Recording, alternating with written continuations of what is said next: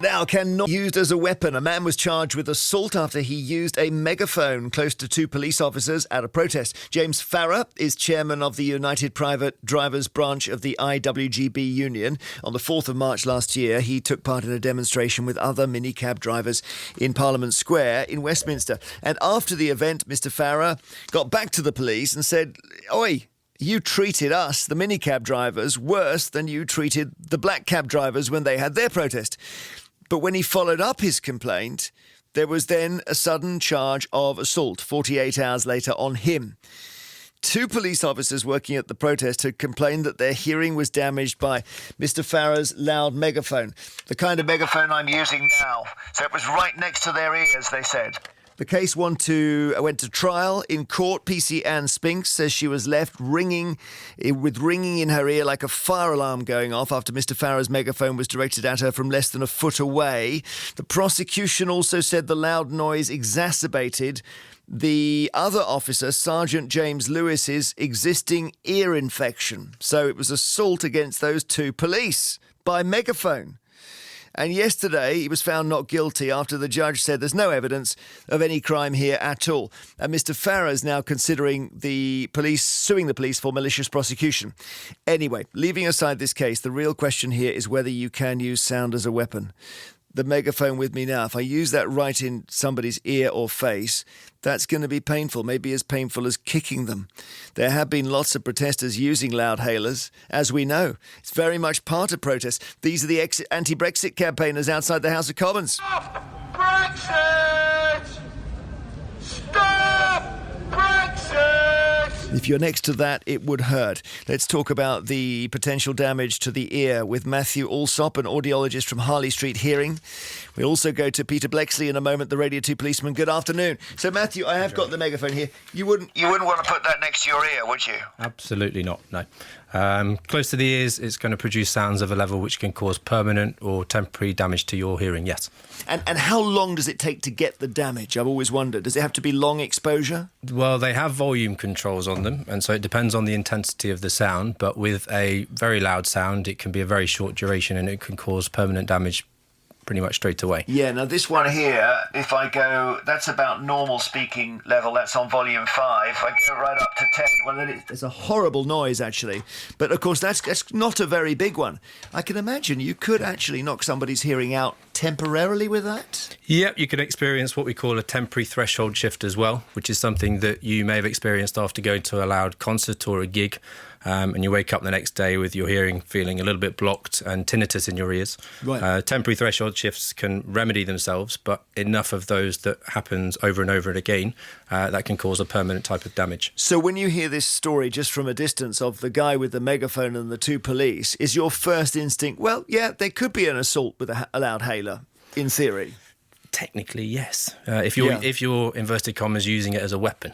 And what's happening inside the ear? Ears are very sensitive. We have 12,000 outer hair cells lined up in a row, and each one's responsible for a different pitch or a different tone. And with a noise-induced hearing loss, the hair cells could become paralysed, if you will. And the ones that are most likely to be damaged are the ones associated with the clarity and the distinction in speech. Can you revive those damaged hairs using, say, oil? No. Once they're damaged, and we've only got one set of ears. Right. And tinnitus, do we know what causes that?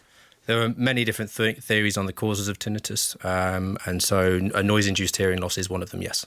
So one big bark from a megaphone could theoretically, A, damage the ear permanently, and B, even cause tinnitus? Yeah. OK, well, now it's sounding a bit more serious, Peter, isn't it? Yes, and I guess Matthew wasn't a witness for the prosecution in this case that closed yesterday. Demonstrations, noise is such a large part of them. People want to make a noise because they want to be heard, of course. And this really is going to throw up some matters for the police to consider quite seriously, although they are very much across hearing damage, because not so many years ago, the Police Service of Northern Ireland paid out £12 million in just under 2 years for officers who'd had their hearing damage through exposure to firearms noise on training and all of that stuff. So the cops are aware of this. They are world leaders in many regards. to health and safety for their staff. But this is going to have serious consideration, not only by the lawyers, not only by the health and safety part of their organisation, but by the officers that command them. Because what are you going to do as an officer in that demo in this situation when it next arises? But if you're in a demo, Peter, yourself in your days when you were a serving police officer, and somebody comes close to you and they just bellow into your ear, never mind the megaphone, you'd arrest them, wouldn't you? Oh, I think my instant reaction back in the day, long time ago, with my somewhat short-temperedness in those kind of situations, would inevitably have led to somebody being arrested, perhaps. But then, of course, it would have been head-scratching back at the police station, as you said, what on earth are we going to charge them Well, with? shouting into my ear, is that not a crime? Not as far as I am aware on the statute book. There are a raft of things that might encapsulate it to some degree, but that's not a specific crime. There's the famous harassment, alarm and distress crime, which can be used to basically prosecute anything at all, can't it? Even whistling. Well, it does cover a multitude of sins, but clearly in this case that where the man was clearly found not guilty, the CPS deemed the charges to be the most appropriate ones, and of course they were found not to be the case. The problem with this case, I'll ask you about this, Peter, is that there seems to be something fishy in the timing, in that it was only after this fellow complained about the police's apparently different approaches to these two protests that they said, oh, hang on a minute, we're going to arrest you, by the way. Well, his details must have been taken, even if he wasn't arrested at the time. I suspect he may have been, but of course we don't know whether there was a huge number of people arrested, whether they were bailed pending further investigation. That detail, I'm afraid, is sadly lacking. There's a statement from the Met which I should read out. It says the decision to prosecute James Farrar was completely unconnected to the complaint he submitted about the policing of the protest, which took place on the 4th of March 2019. He attended an interview under caution on the 4th of April. A file of evidence then went to the CPS, who said their legal test was met for him to be charged with 2 counts of an assault, and he was charged via a letter. The matter was then heard by a court, and the jury was directed to find him not guilty. And there's now a complaint ongoing, so that they're going to investigate that. I don't know. I mean, I don't know what to think about this, because I'm wondering whether you could assault an officer by shining a bright torch in their face, for example. Maybe, certainly. But then is that assault by light? Certainly, if it was a laser, I would think there would be a more concrete case potentially For sure. there. But these matters are going to have to be considered. What are officers going to be instructed to do if they are subjected to this kind of harassment in the future? I sincerely hope they've not given a green light to protesters to bellow into officers' ears with megaphones. Matthew, in terms of the customers that you see at Harley Street Hearing, you are seeing people who are worried about their hearing for some reason. You might be seeing people for regular checkups and whatever. Is it your impression that employers are taking much more care of people's hearing now? They are. I mean, there are laws in place, EU regulations such as the Control of Noise at Work regulations from 2005 stating that you have to protect the hearings if the noise levels go above a certain level. So these headphones that I've place. got, I think if I look at the way they attach, I think they've got some kind of limiter on them. I don't think I can turn them up to full Motorhead level. But if I put them up very loud, it would be excessive. It's as much about the duration that you're exposed to these sounds as well. So as I was talking about before, it's not just the intensity, it's the duration that you're exposed to it. So the louder the sound, the shorter the period of time that you can be exposed to it before it causes any permanent damage. All right. Did you get exposed to very loud noises yourself, Peter? As a policeman? Only when we were celebrating the capture and conviction of major criminals in the pub that evening. Right, OK, because I forgot it was Life on Mars policing a lot of that, wasn't it? Indeed it was. Back in the day. Although I worked with a detective inspector who made Gene Hunt look like he was politically correct. Thank you very much indeed. To both our guests, Peter Blexley, the Radio 2 policeman, and Matthew Allsop, audiologist from Harley Street Hearing, talking about the case that's collapsed against the gentleman who may have shouted into these police officers' ears with his loud hailer. Apparently not a crime. That was, I don't know which side to be on in that discussion. Of course, no side at all, because I never have any views. But the idea that somebody shouts through a megaphone into a police officer's ear and is then charged with assault by megaphone, and then the judge says, well, I'm sorry, that's not a crime, it does seem to leave the police a bit exposed, actually. George Ridgeon is in Churchdown in Gloucestershire, and you have been out campaigning yourself with a loud hailer. I did, Jeremy. If you remember, I in the general election, I was standing for the Monster Raving Rooney Party in Cheltenham. Oh, yes, okay, yep. And I used the megaphone in Cheltenham, the promenade in Cheltenham, and a friend who worked for sound equipment lent me two loudhalers, which we put in my Polkmobile, I call it, where I sit in the back, and went round towing a trailer, campaigning, remembering a friend called Dancing Ken Hanks, who you may have met in the years you went to the jazz festival. He died a couple of years ago. Dancing Ken Hanks has died. So when you shout, what did you shout through the loudhailer, George?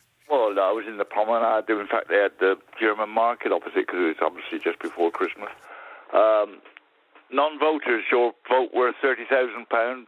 Vote. Don't waste your vote.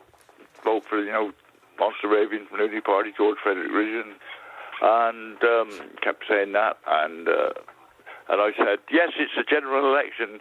The third time. You must be getting fed up of them like me. I was obviously having a bit of fun. Did you get arrested for use of the loudhailer? No, I'm pleased to say I didn't actually. But there again, I didn't shout in. If you did deliberately put it into someone's ear, I would think that is an offence. But I used to race motorcycles, and road racing motorcycles now have to have a decibel rating. Classic bikes, which mine are, which I've got friends help me with, I think their decibel rating is 105 decibels. And I don't know about Formula One, whether they get excluded, because they do make a lot of noise, but there are decibel ratings. Yeah, for sure. And as it is in road cars. Yeah, thank you, George. Martin Kennedy in Houghton Regis in Bedfordshire. You relate to this thing of being assaulted by a megaphone. Hi, Jeremy. Yeah, I'm a local councillor, and there was a demonstration outside the council offices a couple of years ago. Absolutely no problem with that. It's everyone's democratic right to demonstrate. However, because of the demonstration, there were police in attendance. The council offices were locked. I was trying to get into the office, and one of the protesters manhandled me and put a loudhailer right up against my ear and shouted through it. And I'm saying to the police officers, look, I feel a little bit intimidated here. I'm feeling a little bit threatened. And they sort of look the other way. And I just think it undermines confidence in the police when they pursue ridiculous cases like the one they did yesterday, and they won't, protect members of the public. Well, it's double standards. Oh, I see what you mean, because they pursue the case when they're on the receiving end, but not when you are. Yeah. And what was the long-term effect on your ear? Jeremy, I worked in a factory for a long time as an apprentice, and I worked in the fire service for many years. My ears are probably pretty damaged already, even though health and safety was in effect then. But no, certainly they were ringing for quite a while afterwards. Well, I do think if someone shouted in a megaphone into your ear, that could be quite damaging. So I relate to that. Yeah. Are you okay now? Yeah. I just, like I say, it's disappointing the way the police choose something like this. In no way am I saying the police don't deserve protection. Absolutely. People doing their job deserve protection. But there's different ways of protecting people, and taking these kind of cases on makes them look a little bit daft. I mean, my wife was assaulted. We've got it on video. The police won't do anything about it. And yet they're spending tens of thousands of pounds on this case. Interesting, Martin. Thank you. John in Gloucester, you were a police officer yourself, John. I was. I retired 9 years ago.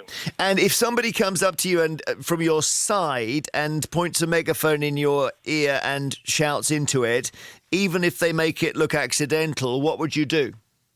I think initially, I or my officers would have warned them first time, but second or third time, we would have arrested them for something legitimate, taken them out of the scene, i.e. the megaphone, pardon me, and then they are taken to a custody office and they'll be released later on, probably with no charge.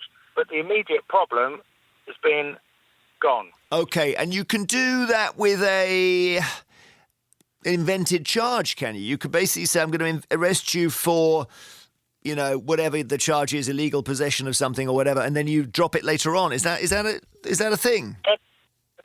Any policeman working in the country will have arrested somebody for something which is legitimate and real. Yep. However, in order to achieve something which is also required and needed, because if people don't accept common sense advice at the beginning, you then have got to do something. Got it. So you're basically getting him off the scene. That's the key thing. Yeah. Now, it happens at football matches all the time. How many of ringleaders are arrested, taken out of the scene?